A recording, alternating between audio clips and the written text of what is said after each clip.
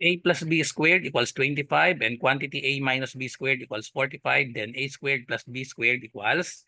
Okay, so to solve this, kailangan natin gamitin ang formula na A plus or minus B squared, so that is equal to A squared plus or minus 2AB plus B squared. Okay, so let's expand this. So this is equal to A squared plus 2AB plus B squared equals 25. And then the other one, so this equal to A squared minus 2AB plus B squared equals 45.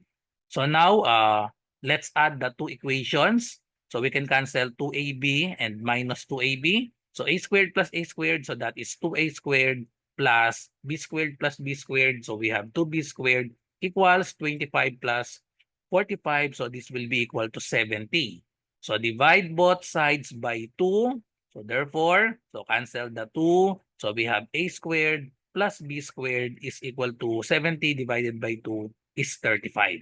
So therefore, the answer is letter A, 35. Follow for more.